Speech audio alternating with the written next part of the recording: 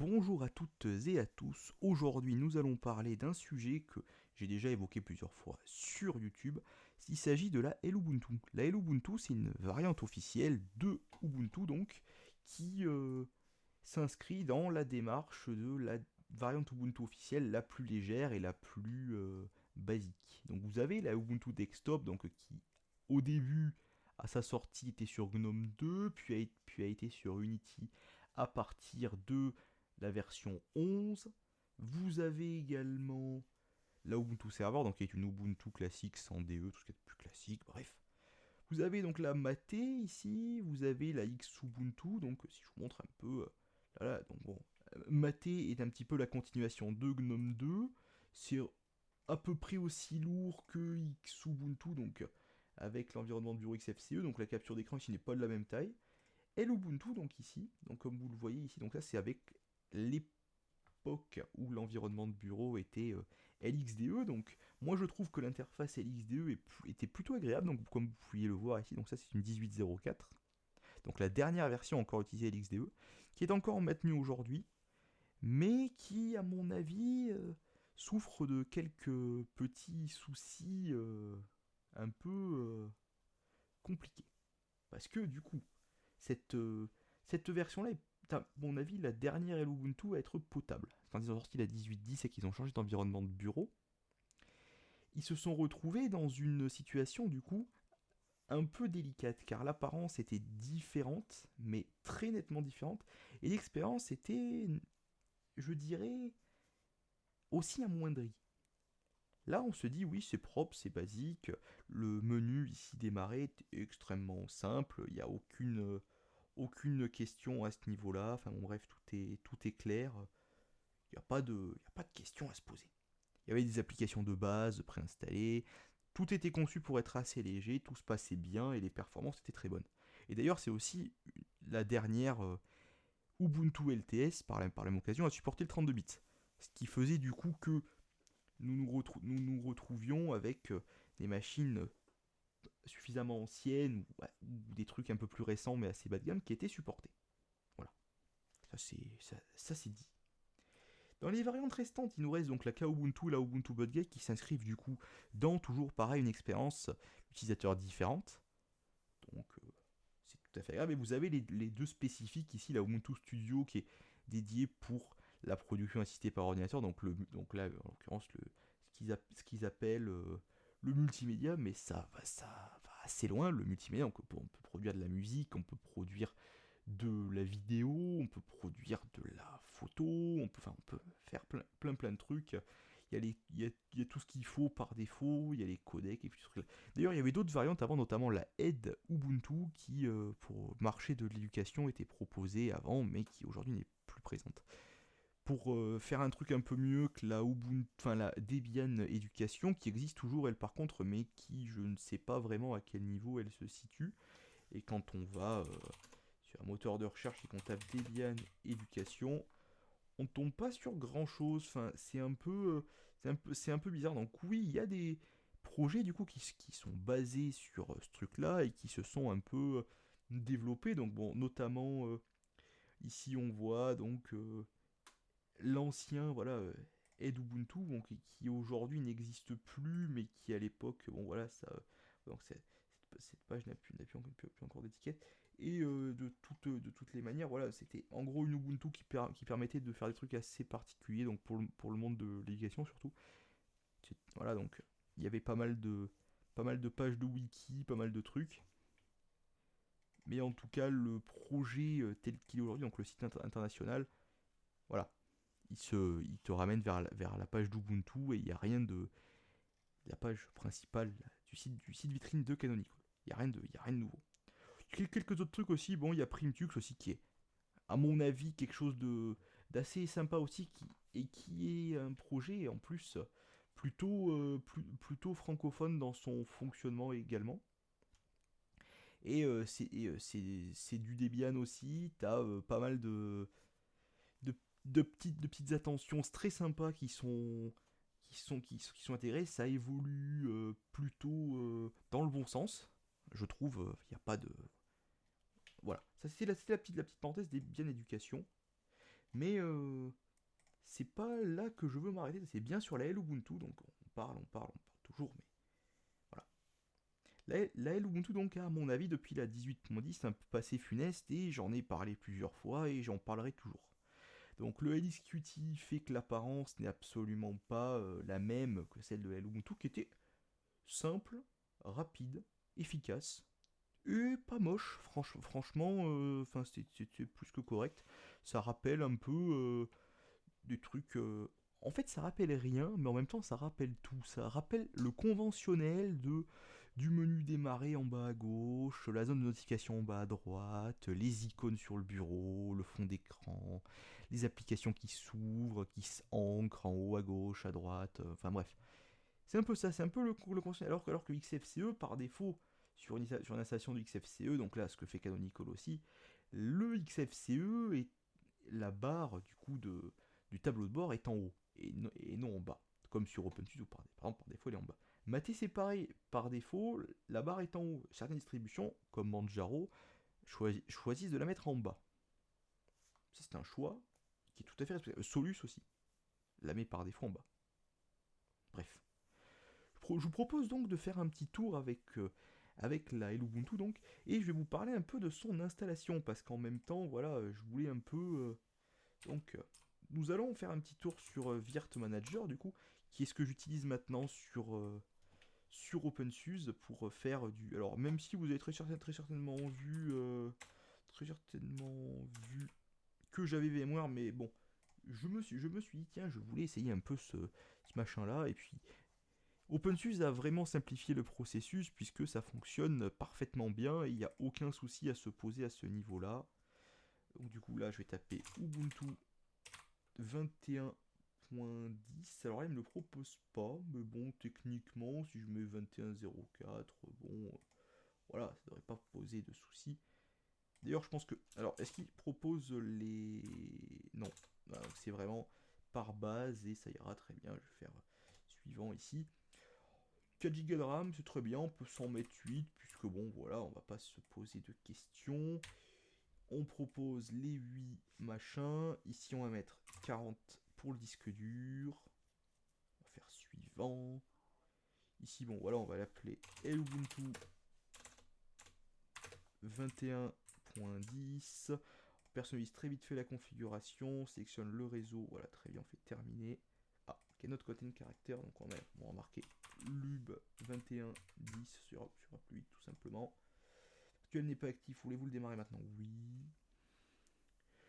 Donc, information de ce système d'exploitation, là, donc là, généralement, je mets toujours socket 1, cœur 8, donc ça, c'est des petits détails. Mais du coup, je vous montre un peu mon protocole de test qui maintenant, du coup, est basé sur du KVM et non plus sur VirtualBox ou VMware ou je sais pas quoi. Je trouve que c'est plus simple. Finalement, ça marche mieux, voire aussi bien, voire mieux, donc il n'y a pas de questions à se poser, voilà.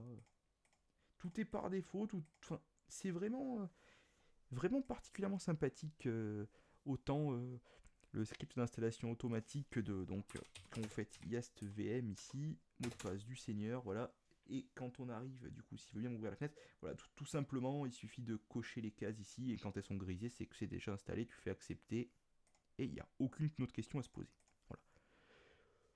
Très bien, on peut même rajouter du matériel, on peut émuler notamment des trucs assez sympas comme le TPM ici, donc on peut soit faire du pass-through de TPM, ou soit faire de l'émulation de TPM, donc si on veut faire par exemple, du TPM2 et faire joujou avec des systèmes qui le requièrent ou pas, voilà. Donc on peut même mapper des périphériques USB un peu comme on veut, enfin bon, c'est vraiment complet. Il y a aucune question à ce niveau-là, c'est vraiment complet. Voilà, je ne suis absolument pas. Ah non, je peux même choisir de faire de l'UEFI si j'en ai envie. Bon là je vais faire du BIOS pour éviter les complications. Bon voilà, ça se crée, ça se lance, et là ça y est, on y est quoi.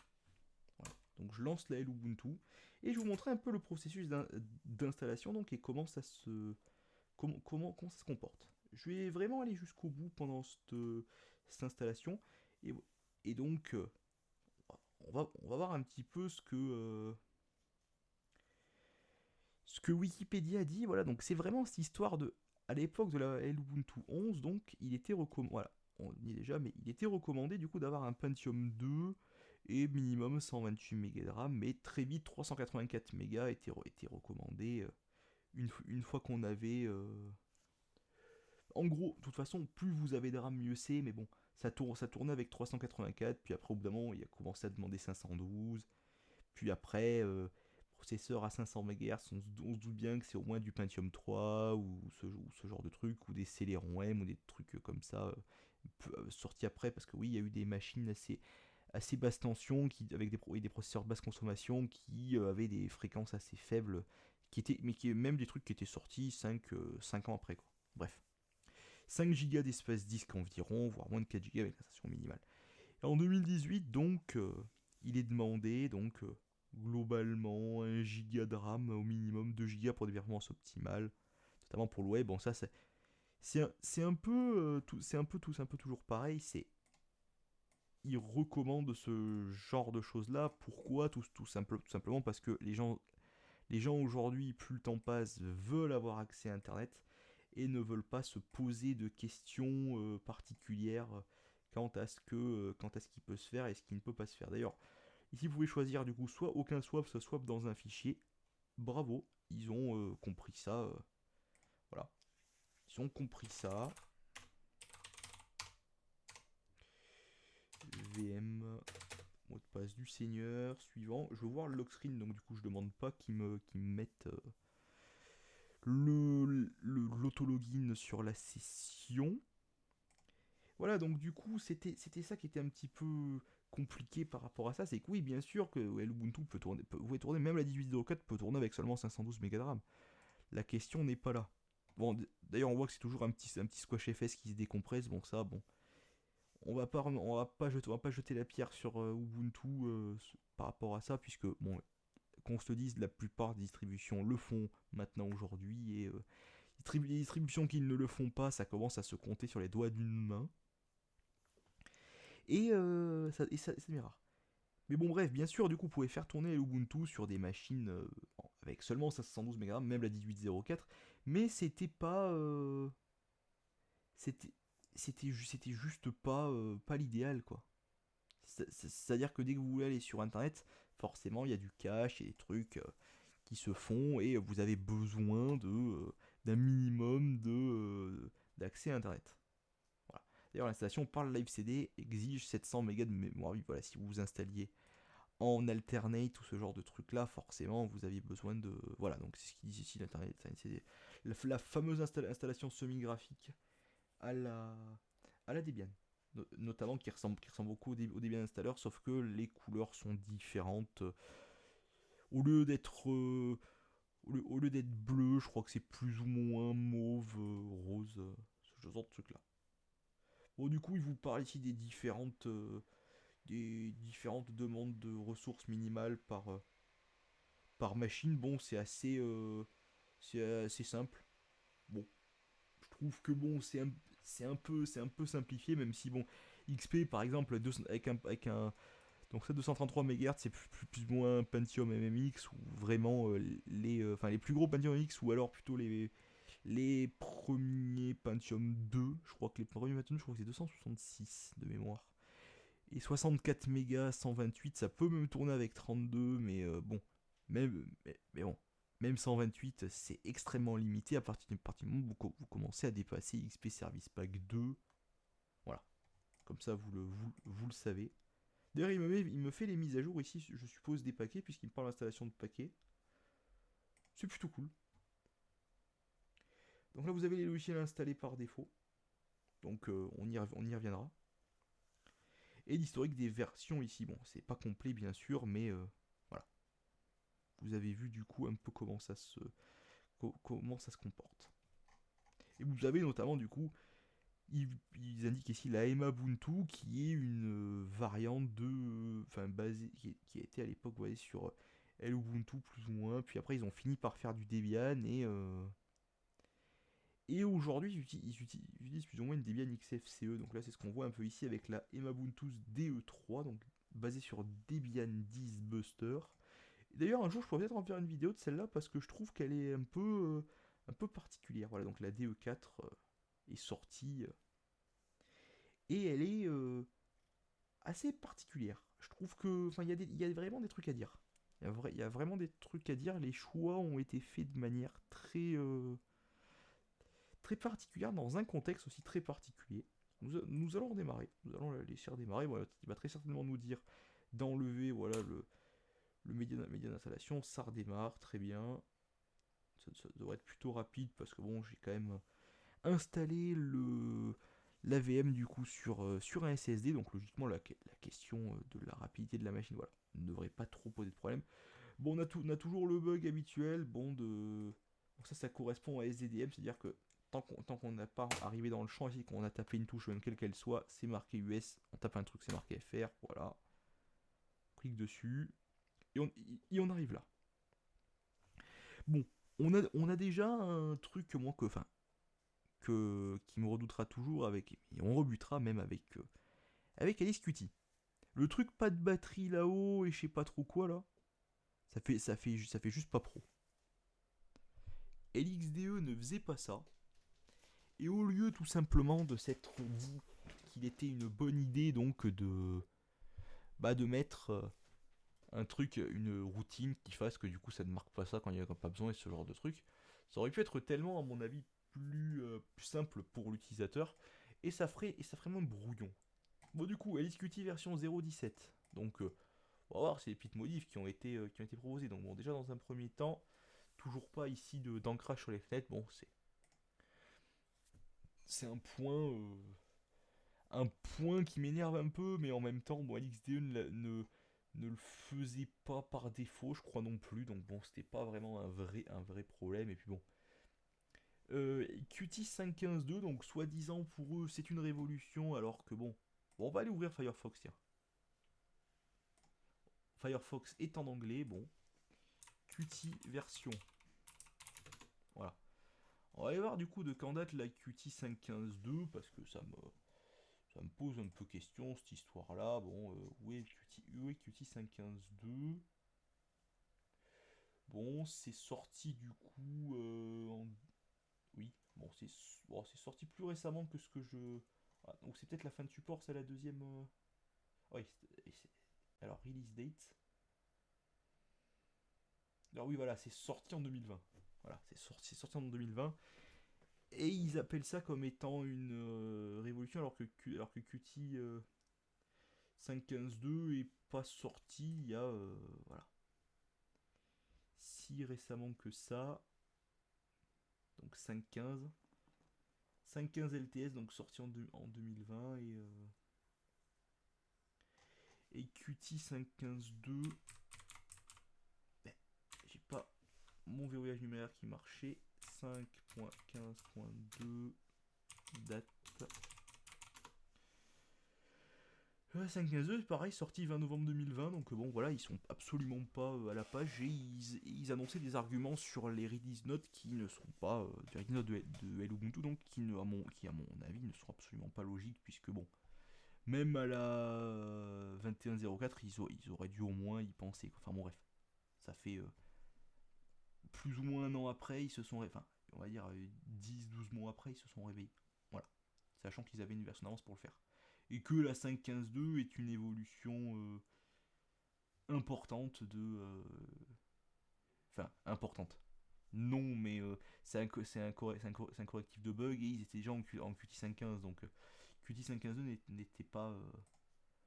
Bon, du coup, voilà, donc le Firefox n'est pas en français. Bon, déjà, ça commence bien alors qu'on a choisi l'installation en français. Et bon, ça, c'est Ubuntu qui est comme ça. Featherpad, donc ça va pas bouger, voilà. Petit éditeur de texte en Qt, PCman FM Qt, donc bon, c'est toujours pareil, c'est très propre, bon, ça, c'est basique, y a pas de questions, accessoires, du coup, je vais vous montrer un peu comment ça se passe comme ça. Calculatrice de KDE, donc, Kcalc, voilà. Bon, ça c'est vieux aussi, voilà, on voit que c'est marqué ici 2108, mais bon, en réalité, quand on voit les copyrights, on se dit qu'il n'y a pas eu trop de boulot depuis, je sais même pas si du coup c'est encore vraiment... D'ailleurs, ici ils disent que the latest stable version est version 19.08. Et dernière mise à jour, ou 24 décembre 2019, je pense, ou... Ouais, ça doit être ça, 24 décembre 2019. Bref. D'ailleurs, ce site-là, il fait particulièrement KDE 4ifié. Enfin bref, voilà, bon. Ça reste daté, donc c'est marqué 21.08, mais en réalité, voilà, développement, voilà. À moins qu'il y ait encore des trucs ici, donc The Project Activity Page, si on va sur... Bon, oui, bon, ici on doit pouvoir cloner le guide, puis on va voir comment ça se passe. Et Executive File Archiver, donc c'est généralement un truc qui ressemble plus ou moins à Arc dans ses fonctionnalités, donc ARK, le truc de chez KDE. Noble Note, donc ça c'est je suppose pour faire voilà des notes. Ah, ou c'est juste un bloc-notes qui propose même pas de faire des trucs sur le bureau ou je sais pas quoi, à moins qu'on fasse plus si. Non. Voilà, bon. Vous pouvez faire des notes ici. Tout aussi simple que ça. C'est assez basique. J'aurais peut-être vu un truc de post-it sur le bureau, pas idiot non plus. Picom. Ah, qu'est-ce que c'est que ça? Bon, il se passe rien. Clipper, c'est le presse-papier, je suppose. QT-Pass, donc un équivalent à Equipass en QT, un peu plus léger. Bon, d'accord. Très bien.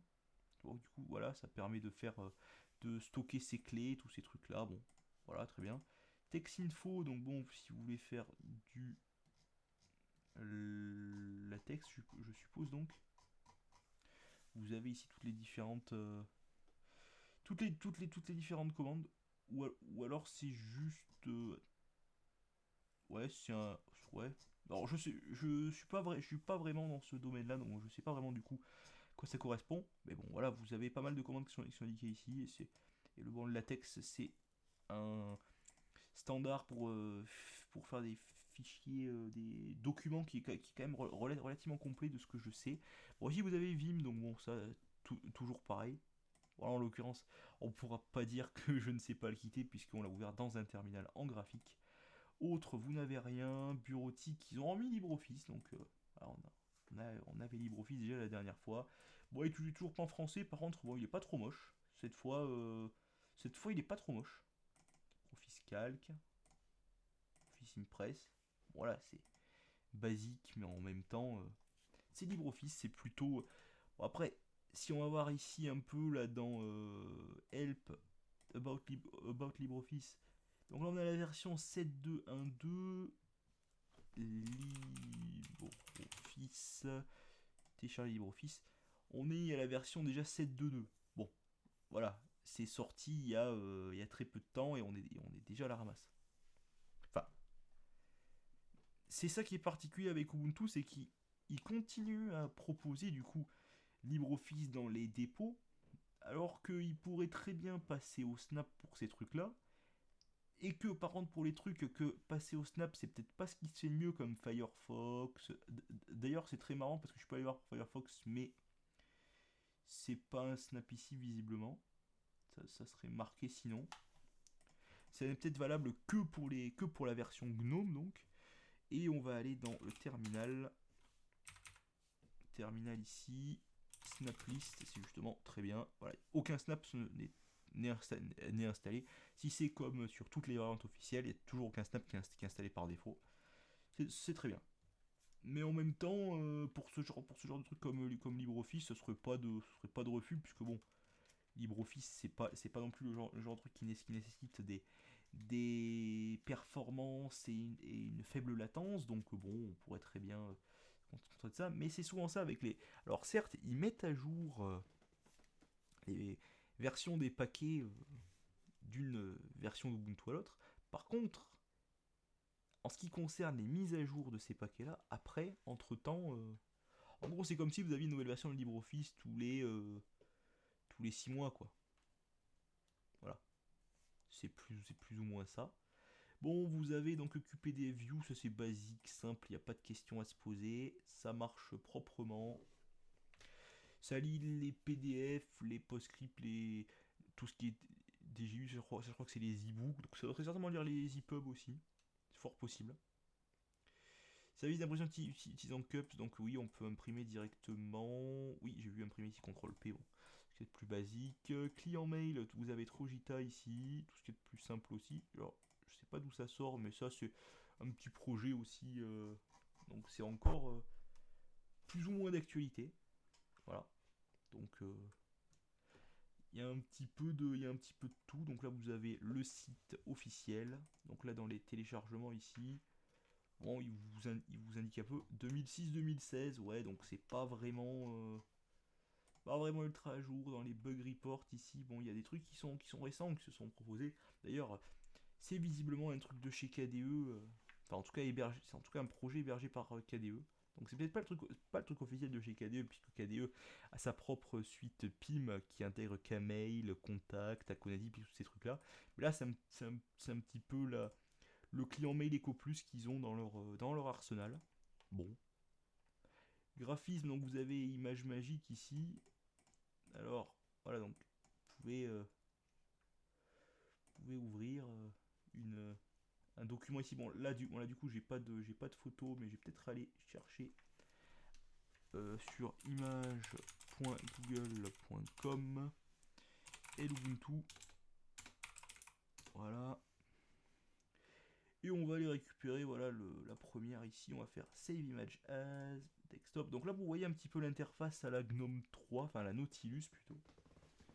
Sur du Qt, ça fait particulièrement bizarre et particulièrement de mauvais goût, mais en même temps, bon voilà. Ce qui s'est bien sauvé sur le bureau. Voilà, donc ça, vous voyez que du coup, il n'y a pas l'ancrage qui se fait et que je vais double-cliquer ici du coup pour sortir de là.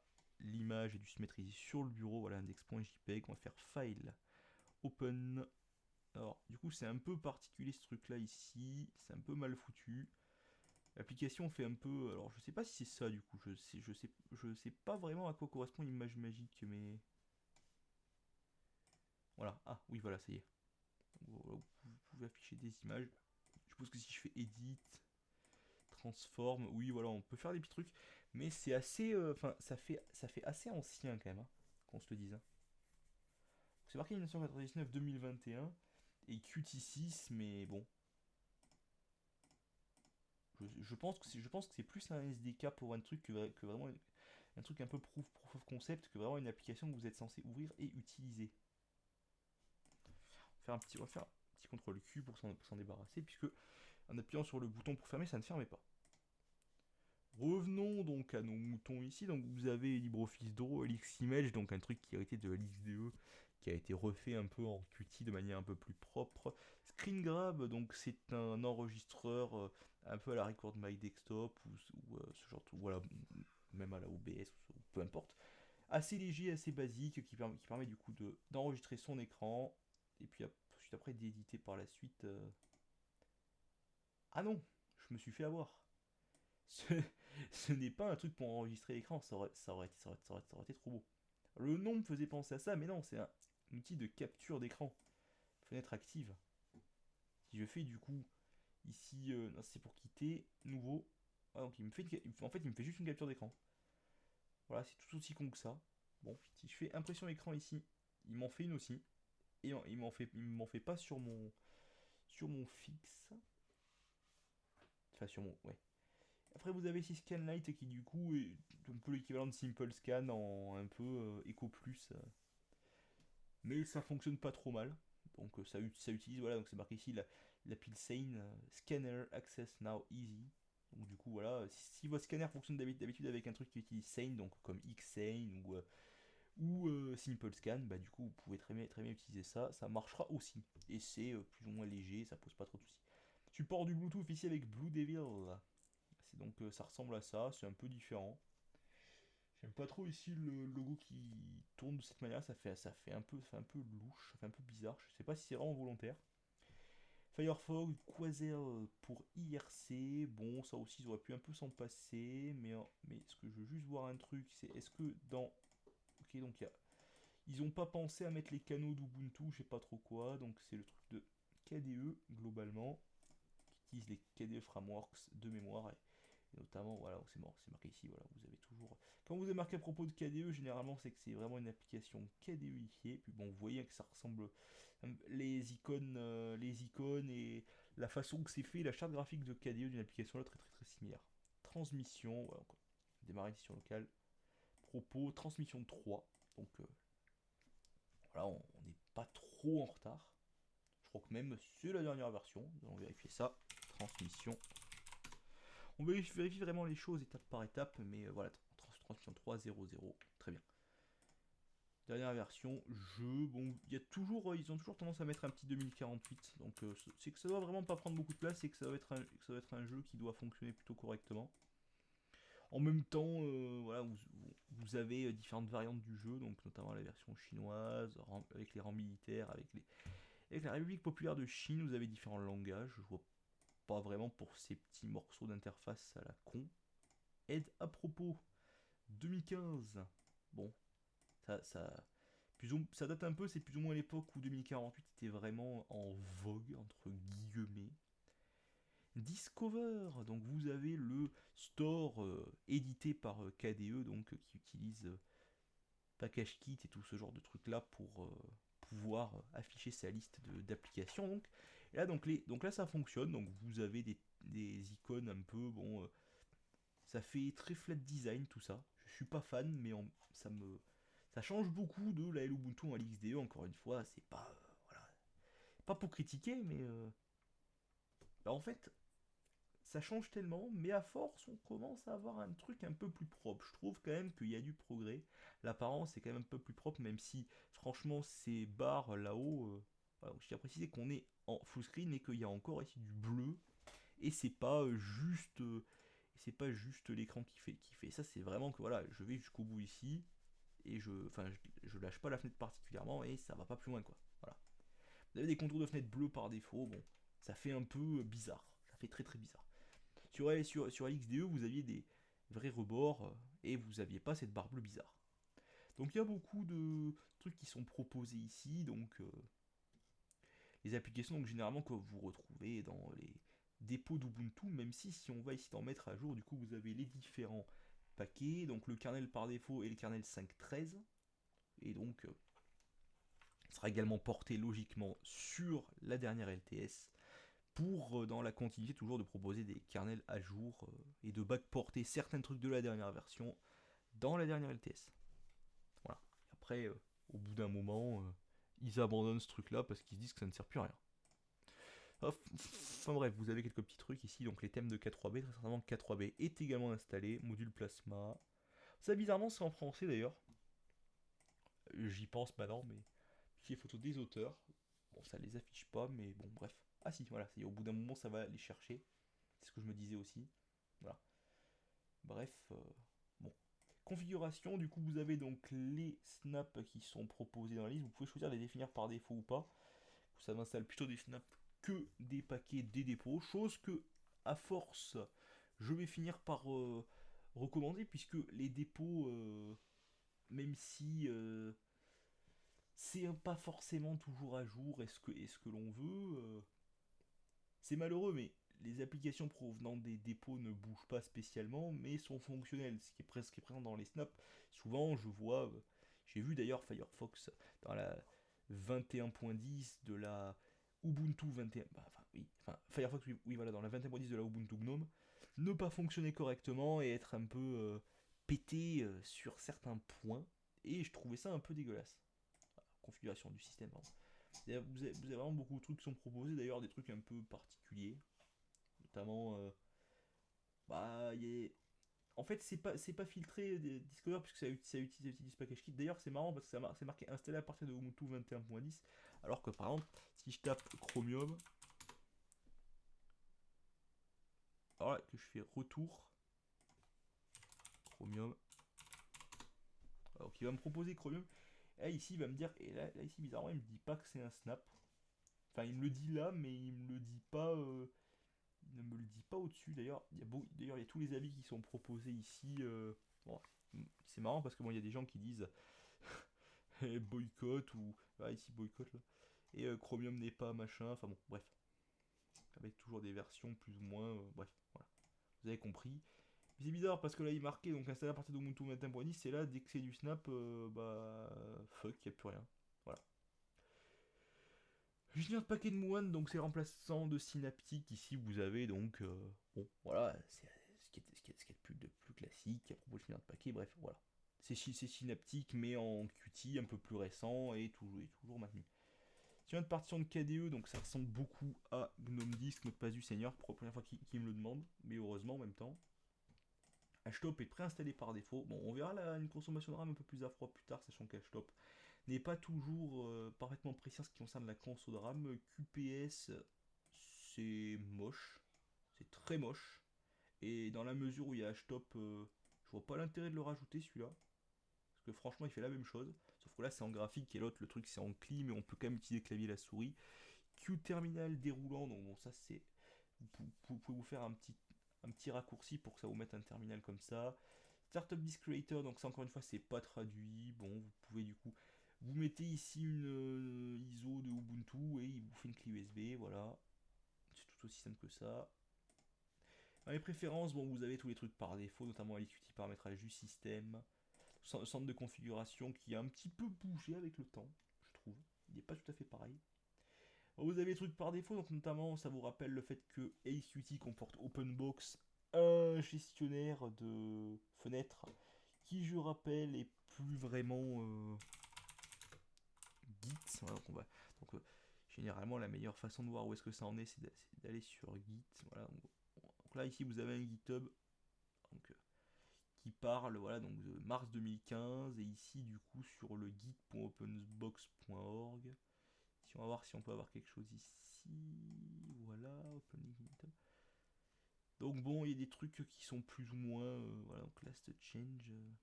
Il y a 3 ans, bon, c'est un peu plus récent, mais c'est pas encore ça. Bon, les autres composants d'OpenBox, donc notamment les fichiers de conf et puis tous ces trucs là. Donc il y a plusieurs personnes qui ont fait du OpenBox, notamment OpenBox Web, Name Repository, Edit File and Name it for GitWeb. Voilà. Bon, il y a différentes forks et différents trucs qui ont été faits avec le temps, mais bon, on sait très bien tous lequel a tenu. Enfin bon, dans tous les cas, euh, OpenBox est ce qu'il est. Bon, c'est l'un des composants les plus anciens donc de LXQT, qui à mon avis devrait finir par être réformé, parce que bon, donc il y a toujours les thèmes qui sont présents par défaut, donc bon voilà, je vous montre ça vite fait. Box, voilà, je vous montre ça, je vous fais vraiment la bascule assez rapidement. Perso, donc je trouve qu'il y a celui-ci là, d'ailleurs celui-là est particulièrement pété. Voilà, donc vous avez la liste ici. Donc celui-là, le Onyx, c'est celui de X2 par défaut, je crois, à l'heure actuelle. Il est particulièrement moche aussi. Bah, si je devais en choisir un par défaut, ça serait soit Kilux 3.4. Parce que bon, voilà, ça fait la belle époque. Sachant que ça, c'est que pour le GTK, je tiens à préciser. Pour le Qt, il y a très certainement un autre truc pour le paramétrer. Donc il y a souvent plusieurs manières de le faire. Qt5CT, 40 enfin bon, bref. Et l'Ubuntu Breeze est plutôt bon, simple aussi, ça va. Il est moins pété que celui-là. Ici, la barre de titre est au même niveau. Il n'y a pas de question à se poser. Bref. On va se mettre à l'Ubuntu Breeze. Bon, vous avez après les différents trucs ici. Vous pouvez changer la police, faire des trucs un peu particuliers. Bref. Paramètres de l'écran, bon, c'est toujours le truc à la con là qu'on a d'habitude. D'ailleurs, afficher des informations ici, il n'affiche rien. Donc là, on peut faire appliquer à l'infini alors que ben du coup il sait pas. Luminosité, bon, ça fonctionne pas trop mal généralement. D'ailleurs, c'est un peu bizarre que du coup on puisse régler la luminosité en bas et en haut. Donc, c'est-à-dire qu'on peut faire plus ou moins. C'est le rétroéclairage du clavier, ça, je suppose. Ah non, ou ça alors, oui, c'est la luminosité de l'écran et ça, c'est le rétroéclairage de l'écran. Pas pareil. Paramétrage des notifications, paramétrage de la session SQT. Bon, ça, heureusement qu'il y a ce genre de truc là, c'est quand même assez basique. La région, donc voilà. Donc là, on est en français. On est censé être en français. Utilisateur et groupe très basique. Donc on a une session ici qui s'appelle système décor dump. Ça veut dire qu'il y aurait des petits trucs qui permettent de faire des dumps de rapports d'erreur et de trucs comme ça. Bon, forcément, il n'y a pas de pilote. Ubuntu Software, bon, ça, même ça, c'est pas traduit. D'ailleurs, par défaut, il fait les releases normales et pas les releases LTS, bon ça c'est tout à fait normal, authentification, additional driver, statistiques, vous pouvez choisir ou pas de faire de la télémétrie, c'est pas coché par défaut. Apply full upgrade, donc ça c'est le script qui du coup ne se lance plus de manière débile comme avant, mais qui est toujours aussi débile, puisque bon, ça, c'était quand même plus simple d'avoir le truc que de Ubuntu classique. Alors ça pèse peut-être un peu plus lourd, parce que du coup il y a... Mais bon, vu que vous avez PackageKit qui tourne déjà, franchement... Enfin, vous auriez pas eu PackageKit ni rien, à la rigueur d'accord. Mais, mais bon, même à l'époque de la 18, il y avait une Logitech un peu différente qui était proposée. Il y avait quand même PackageKit qui était là, et il y avait à l'époque le vrai système de la Ubuntu à ce niveau-là. Moi, je conçois que c'est peut-être pas le meilleur choix, mais bon, voilà. Donc du coup ça met à jour. Vous avez ce truc là qui fait particulièrement dégueulasse, ils auraient pu abstenir et mettre quelque chose qui permet de choisir si on veut l'afficher ou pas. Voilà, du coup il configure le kernel. Bon, configurateur d'alternative, heureusement que c'est là, ça aussi. Bon, ça c'est présent quasiment sur toutes les distributions. Les imprimantes, donc là vous avez très certainement, voilà, système config printer. Donc avec l'apparence en GTK ici, majoritairement. Très simple aussi, donc sa source de logiciel, ça on l'a vu, mais je vais vous le remontrer vite fait, voilà, bref. Tchac, bon il y avait d'autres trucs, mais je veux pas m'éterniser dessus non plus. Clavier souris, bon ça c'est le même qu'à l'accoutumée. Vous avez ces deux curseurs là par défaut, souris pavé numérique. Voilà, c'est tout aussi simple que ça. Dateur, voilà, bref. Fait des fenêtres, bon, voilà. Donc ça si on revient là-dessus. Driver additionnel on l'a vu, donc c'est un autre raccourci. Advanced Network Configuration, donc ça vous avez le Network Manager ici, vous pouvez rajouter des connexions et du coup faire des profils. Apply Full Upgrade, bon ça on a vu tout ça du coup. Voilà, les dents, retour encore une fois. Programmation, il n'y a rien. Quitter, on va pas appuyer, son et vidéo. Voilà, donc là vous n'avez pas vu contrôle du coup qui est proposé. Donc encore une fois, c'était un bon choix, mais parce que bon, il n'y a pas vraiment grand chose d'autre qui existe et puis bon, ça fait le taf. K3B.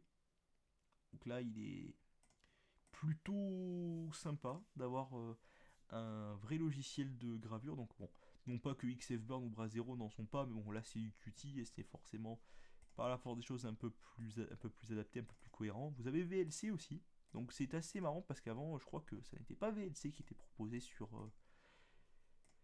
Il y avait un autre truc, mais là du coup ils ont choisi de mettre autre chose. Mais du coup moi je remarque quand même un truc. Il n'y a rien pour... Il n'y a rien pour changer la langue de la... Peut-être dans méthode d'entrée, je ne crois pas, mais... Non, non, non, non, non, pas du tout. Don't specify select user configuration. Oui, donc oui, default. Ok, ok. Bon, bref, voilà. Alors j'espère qu'il m'a pas changé le... On va voir. Non, c'est bon. Alors du coup, on va voir s'il a terminé. On va faire un petit reboot. Voilà, tout ce qui est de plus simple. Et on va clôturer la vidéo là après reboot. On va voir comment se porte la consommation.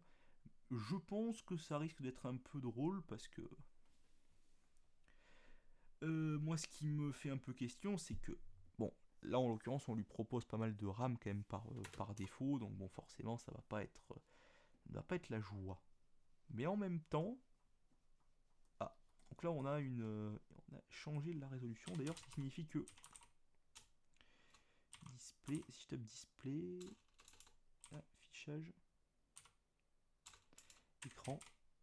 Ouais, ça encore, voilà, les gens généralement ils préfèrent marquer affichage, enfin, écran, ça fait pas très clair. Donc il y a beaucoup de résolutions qui sont proposées. D'ailleurs, on a le 1080p avec ce truc-là, ce qui est plutôt cool. Je vais voir, par exemple, pour du 1180 par 1050, ce serait un peu trop. 800 par 900, ça va être pas mal ça. Ouais, voilà. Bon, ça fera le taf. Bon, toujours pareil, ce bug-là. Là. Et là, fichier d'information, il n'y a vraiment rien. Je clique partout, il n'y a vraiment rien. Bref. Paramètres, du coup, ça nous permet de créer des profils. Bref. Du coup, terminal là. On va même se mettre en QQ terminal déroulant. Tiens, on va faire watch free-h. Voilà. Donc là, du coup, on consomme plus ou moins, on va dire, allez, utiliser 400 mégas. Voilà. C'est concrètement ce dont il fallait s'attendre. La Ubuntu à l'époque de la de la Ubuntu, donc LXDE, on était à 300, 350 à tout casser, et encore en enlevant certains trucs, on descendait assez bas. Mais bon, là, du coup, c'est par défaut, on est plus ou moins à 400, sachant que on a fait les mises à jour ensemble, et que là, on a juste lancé un truc qu'on a mis en cache, et puis c'est tout, quoi. Si je lance, forcément, là, si je m'amuse à lancer Firefox, que du coup, je referme, que je me remets le Qterminal déroulant, là, que je fais un... Ah, il me le propose plus. Watch free-h. Là, forcément, voilà, on est un peu plus. 420. Donc bon, peut-être qu'en n'ayant pas ouvert le truc d'affichage d'IBAN, on doit peut-être être à 380. Voilà, comme ça vous le savez. Je pense qu'on peut clôturer la vidéo à ce niveau-là, puisque on a fait le tour. Je tiens à vous rappeler quand même que la consommation de RAM, c'est quelque chose que je regarde vraiment juste dans le but de vous montrer un peu comment ça se passe, mais de la RAM consommée et de la RAM utile, de la RAM vide et de la RAM inutile. Plus la RAM est pleine, mieux c'est. D'ailleurs, quand vous faites un htop, voilà, par exemple ici j'ai alloué 8 Go de RAM à la machine, donc 776 ici, mais ici donc ça c'est le cache, et puis bon ça c'est vraiment ce qui est utilisé en vert ici. Le bleu je sais plus à quoi correspond, mais il doit avoir une utilité aussi. D'ailleurs si on fait F6 %, on voit du coup en l'occurrence ici que c'est PCman FM qui consomme beaucoup. D'ailleurs, je sais pas pourquoi il est lancé ici. Voilà, si on fait un petit N9 kill ici. Ah, oui d'accord, c'est le PCman FM Qt, du coup c'est le background derrière. Bon, très bien. Bon, on redescend pile à 400. 400 tout pile. Je voulais du coup maintenant faire un petit... Donc on va se mettre en SU. Ah, voilà. Donc ça c'est encore un truc qui blesse, forcément. Je voulais vous faire un petit NeoFetch, mais du coup on va être obligé de faire sudo -i. Voilà. Sudo, enfin psswd root tout simplement. Voilà. Donc il vous met pas de mot de passe sudo par défaut, donc bon, c'est assez chiant. Il devrait le proposer à l'installation comme les autres distributions. Et ça serait beaucoup plus simple pour tout le monde. Donc du coup on va faire un petit apt install neofetch. Ah, neofetch est déjà installé en fait. C'est là que je soulève un problème. Le fait que neofetch soit installé par défaut, ça ne fait aucun sens. Alors je sais pas si c'est le cas également sur les autres dernières Ubuntu, mais d'ailleurs ici elle est listée comme étant une Ubuntu et non une Ubuntu, comme c'est le cas avant. Généralement les variantes elles sont quand même reconnues comme étant des variantes par le NeoFetch. Là ce n'est pas le cas. Alors peut-être qu'en fermant la session, parce que vu que j'ai viré un truc, on va faire déconnecter, oui. On va voir si ça marche ça aussi. Ah, selon celui-ci, Qterminal, il y a un petit délai. NeoFetch. Ah, bah là, il me le propose. Alors il suffit que je ferme ce truc ici. Je fais si je fais sort by %mem. Donc là je pense que c'est le fameux donc c'est le fameux truc qu'on a fermé tout à l'heure. Voilà. Ah non, même pas, c'est autre chose là. Faire CTRL C, faire un petit NeoFetch. Ah non, là, là ça marche toujours. F6 %mem. Donc du coup on va virer le truc d'après. On va faire F9. Voilà. Voilà, du coup on a encore il y aura autre chose. Bon, du coup on descend en compte de RAM aussi. C'est la petite expérience parce que ça m'est déjà arrivé de me faire avoir avec ce genre de truc là. Ah non, bah là cette fois-ci ça marche. Donc là on n'a plus rien, mais bon, bref. Ah, donc du coup on voit le truc d'OpenBox derrière. D'ailleurs ça ne fonctionne pas, du coup OpenBox n'est pas configuré. Donc en fait quand vous killez tous ces trucs là, il n'y aura plus rien qui fonctionne sur OpenBox. Même pas Firefox ni rien. Enfin, il n'y a aucun icône qui fonctionne. On va même voir email client, non. Bon, ça n'a pas été configuré. Bon, très bien. Même Burning Utility ici, non plus. Système, desktop settings. Oh, me dites pas que le OpenBox... Alors que celui-là il est présent et qu'on peut juste pas... Voilà, OpenBox s'est relancé, mais reconfigure OpenBox. bon, on peut rien faire dans ce genre de cas-là. Donc je vous dis salut à tous, à la prochaine. Et je vous montre encore une fois qu'il y a des trucs qui sont un peu bizarres sur la Ubuntu. Et que, à mon avis, on ne retrouvera probablement jamais une expérience 1804 like. Sur ce, je vous dis à la prochaine. Et peut-être que la prochaine fois que l'on parlera de cette distro, pour la 2204, donc on aura un bon cru, je l'espère. Alors, en tout cas, on est sur la pente montante puisqu'on a vu des trucs assez sympas, mais c'est pas encore ça. À la prochaine.